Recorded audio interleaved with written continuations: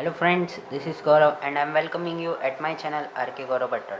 Friends, those who have not subscribed my channel, please do subscribe my channel and press the bell icon so that you will get the notification of my new videos. So friends, today I am uploading lecture on geometry chapter number 1 of geometry 10th standard similarity. तो friends, अब हम लोग ये similarity chapter शुरू करने से पहले हम लोगों को कुछ बेसिक्स जानने हैं जो कि हम लोगों को प्रैक्टिस सेट 1.1 में यूज़ होंगे। तो उसके ऊपर मैं ये एक वीडियो यहाँ पे बनाने जा रहा हूँ। तो सिमिलरिटी ये हमारा फर्स्ट चैप्टर है इसका ज्योमेट्री का। तो यहाँ पे जैसे आपको एरिया ऑफ अ ट्रायंगल का फॉर्मूला पता ही होएगा। तो एरिया ऑफ अ ट्रायंगल का फॉर्मूला क्या होता है? Half into base into height, ठीक है ना। तो height and base of a triangle, तो area of a triangle is equal to half into base into height है। अब इन द गिवन फिगर, अब यहाँ पे एक मैंने ट्रायंगल यहाँ पे बना के रखा है। तो ट्रायंगल ए बी सी, तो यहाँ पे बी सी क्या है? हमारा बेस है। ये क्या है? हमारा बेस है। और ए डी क्या है? हमारा हाइट है, ठीक है ना। तो ये हाइट हो गया। तो हमारा फॉर्मूला क्या हो जाएगा? हाफ इंटू बेस, बेस मतलब बी सी, इंटू हाइट मतलब ए डी। तो ये हो जाएगा हमारा area of a triangle is equal to half into base into height, मतलब बी सी बेस है, ए डी हाइट है। ये हम लोगों को समझना पड़ेगा। अब आगे चलते हैं हम लोग। Ratio of areas of two triangles, ठीक है ना। अब जब सिमिलरिटी मतलब क्या होता है? सिमिलर, एक जितना ही, बराबर। तो अब यहाँ पे ये लोगों ने क्या बोला है मालूम है क्या? Ratio of area of two triangles. तो यहाँ पे हम लोगों को रेशियोज निकालने हैं। तो क्या आएगा? The ratio of the areas of a two triangles is equal to the ratio of the product. Product मतलब क्या होता है? मल्टीप्लिकेशन। क्या होता है ये? प्रोडक्ट का मतलब multiplication of their bases and their corresponding heights. तो अब यहाँ पे क्या बोलना है ये लोगों को? The ratio of the areas of a two triangle. तो ये एरिया ऑफ टू ट्रायंगल, तो यहाँ पे कौन से दो एंगल्स दिख रहे हैं हम लोगों को? ए बी सी और पी क्यू आर। तो ये ratio of area of two triangle, तो मैं यहाँ पे लिखता हूँ area of triangle A B C upon area of triangle P Q R, ठीक है ना, इज इक्वल टू, अब आगे चलते हैं, is equal to the ratio of the product मतलब यहाँ पे हमने मल्टीप्लिकेशन का साइन भी लगा दिया। फिर इसके बाद में क्या है? Of their bases and their corresponding height. अब देखो ट्रायंगल एबीसी में बेस क्या है हमारा? बीसी। तो ये बीसी हो गया और इसका हाइट क्या हो जाएगा? एडी। तो ये एडी हो गया। अब पी क्यू आर में बेस क्या होएगा हमारा? तो क्यू आर हो जाएगा और हाइट क्या हो जाएगा हमारा? P S. तो मैं ये यहाँ लिख देता हूँ क्यू आर और पी एस। तो इसका मतलब क्या है? The ratio of the areas of a two triangle is equal, देखो ratio of area of two triangle is equal to the product of their base and their corresponding height. मतलब ये जो ratio है दो ट्रायंगल के, इनके base और height का जो प्रोडक्ट रहेगा उससे ये इक्वल रहेंगे। अब आगे चलते हैं हम लोग दूसरे पॉइंट पे। If height of both triangles are equal, then अगर देखो हाइट्स अगर हम लोगों को सम में इक्वल आते हैं तो क्या हो जाएगा?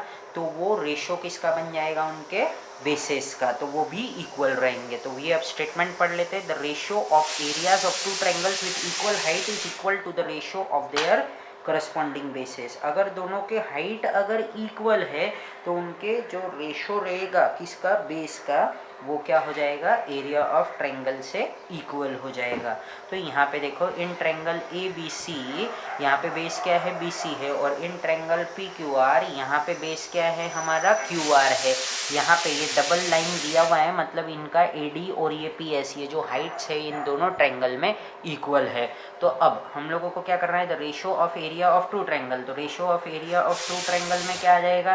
A B C upon area of triangle P Q R is equal to, हाँ, विथ इक्वल हाइट्स। तो ये इक्वल हाइट है तो हाइट लिखना नहीं है, to their ratio of their corresponding ratio, तो करस्पॉन्डिंग बेसिस। तो ये विथ इक्वल, देखो the ratio of areas of two triangles with equal heights, ठीक है ना, is equal to the ratio of their corresponding heights bases. तो ये अगर हाइट्स इक्वल है तो वो किसके इक्वल हो जाएंगे? To their corresponding bases. तो बेस कितना है ए बी सी का? BC है और PQR का कितना है, QR है। अब अगले इस पे चलते हैं हम लोग। अगला क्या है, if base of both the triangles are equal then, अगर इनके दोनों के बेसेस इक्वल है तो क्या होएगा, तो इनके हाइट इक्वल हो जाएंगे एरिया ऑफ अ ट्रायंगल से। तो वही लिखा है the ratio of the areas of two triangle. तो area of triangle ABC upon area of triangle PQR, ठीक है ना। तो इज इक्वल टू, हमको क्या लिखना पड़ेगा, the ratio of the areas of two triangles with equal bases is equal to the ratio of their corresponding heights. तो अब यहाँ पे बेसिस इक्वल है तो इनके करस्पॉन्डिंग हाइट के रेशियो भी क्या हो जाएगी, इससे ये एरिया से इक्वल हो जाएगी। तो क्या लिखूंगा मैं यहाँ पे, AD अपॉन PS, ठीक है। फिर if height and bases both are equal then, तो अगर हाइट भी इक्वल है, समझो AD इक्वल है PS से और BC इक्वल है QR से, मतलब ये सब एक दूसरे से इक्वल है, तो area of triangle ABC is also equal to area of triangle PQR। तो area of triangle ABC is equal to क्या लिखेंगे हम लोग, एरिया ऑफ ट्रायंगल PQR। यहाँ क्या स्टेटमेंट दिया है, area of two triangles with equal bases and equal heights are equal. अगर इनका हाइट भी इक्वल है और बेस भी इक्वल है तो इनके एरिया भी क्या हो जाएंगे, ऑटोमेटिकली इक्वल हो जाएंगे। अब फ्रेंड्स हम लोग चलते हैं प्रैक्टिस सेट 1.1 पर।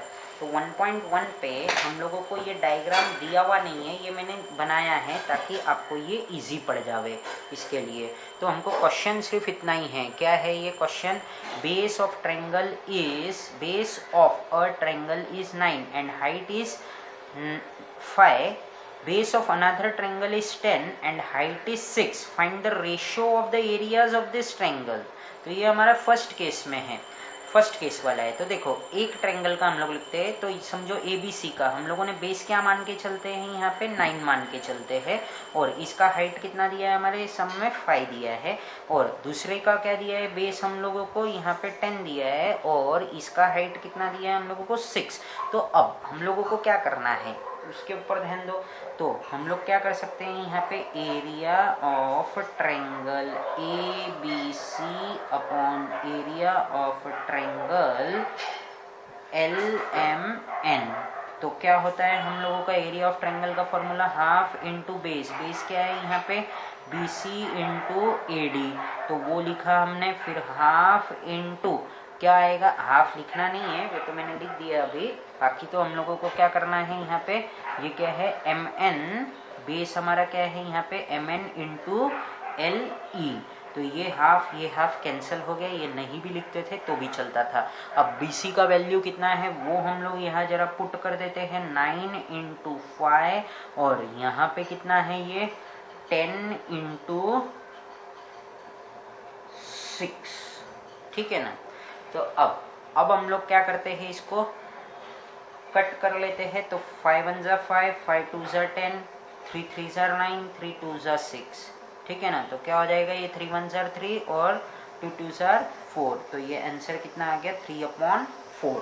तो मैं यहाँ पे लिख सकता हूँ therefore area of triangle ABC upon area of triangle LMN, area of triangle LMN is equal to क्या हो जाएगा हमारा आंसर 3/4। तो ये कौन सा हो गया, therefore the ratio of areas of two triangle is equal the ratio of their product of their bases and height. तो ये हम लोगों को यहाँ पे लिख देना पड़ेगा, therefore the area, therefore the ratio of areas of two triangles is equal to the ratio of product of their bases and height. तो इस हिसाब से ये हमारा अब सम कंप्लीट हो चुका है। अब हम लोग आ जाते हैं सम नंबर 2 पे। सम नंबर 2 में क्या दिया है जरा देखो, इन द फिगर BC क्या है हमारा, BC परपेंडिकुलर है AB पे और AD परपेंडिकुलर है AB पे। अब हम लोगों को BC यहाँ पे कितना दिया है, 4 दिया है, और AD दिया है हम लोगों को 8, बराबर ना। तो अब हम लोगों को यहाँ पे क्या समझना है उसके ऊपर मैं बताने जा रहा हूँ। हम लोगों को एरिया ऑफ ट्रायंगल ABC और एरिया ऑफ ट्रायंगल ADB को फाइंड करना है। तो हम क्या करेंगे, ऐसे सबसे पहले तो हम लोग इसको सोल्यूशन सॉल्व करने की कोशिश करेंगे। दोनों की हाइट्स हम लोगों के पास में मौजूद है, तो हम लोग क्या करेंगे, area of triangle ABC upon area of triangle ADB मैंने लिख दिया यहाँ पे। अब ये क्या होता है हमारा formula, half into base into height, तो हाफ इंटू, बाद में तो ये कटने ही वाला है, हाफ। अब बेस कितना है हमारा, अब देखो अगर हम लोगों ने ABC ट्रायंगल लिया तो हमारा बेस क्या हो जाएगा, AB हो जाएगा, और इनटू क्या हो जाएगा यहाँ पे CB हमारा क्या है, हाइट है। वापिस से ये क्या है, ADB में हमारा AB क्या हो जाएगा, बेस हो जाएगा, तो ये मैं वापिस से यहाँ लिख देता हूँ AB, और हाइट कितना है हमारा, AD है, तो ये हाफ कटा, ये AB कैंसिल हो गया। अब CB कितना था हमारा, 4 था, और ये कितना था, 8 था, तो 4 1 जार 4, 4 2 जार 8, तो ये कितना आ रहा है हमारा आंसर 1/2। तो ये क्या हो जाएगा हमारा 1/2 आंसर आ जाएगा, ठीक है ना। तो अब क्या करना है हम लोगों को, यहाँ पे लिखना पड़ेगा लास्ट में, therefore the ratio of areas of 2 triangles with, क्या है यहाँ पे हम लोगों का क्या था, सेम बेस था, तो वो लिखना पड़ेगा, with same base is equal to the ratio of their corresponding heights. So friends, इसी के साथ में ये हमारा सम नंबर 2 भी कंप्लीट हो चुका है। एकदम इजी सम है। यहाँ पे हम लोगों को दोनों का हाइट दिया था, हम लोगों ने इससे इसकी एरिया फाइंड कर ली। क्यों? क्योंकि यहाँ पे बेस क्या था हमारा, कॉमन था, तो आंसर हमारा 1/2 आ गया। सो फ्रेंड्स, इसी के साथ में ये सेकेंड सम भी हमारा कंप्लीट हो चुका है।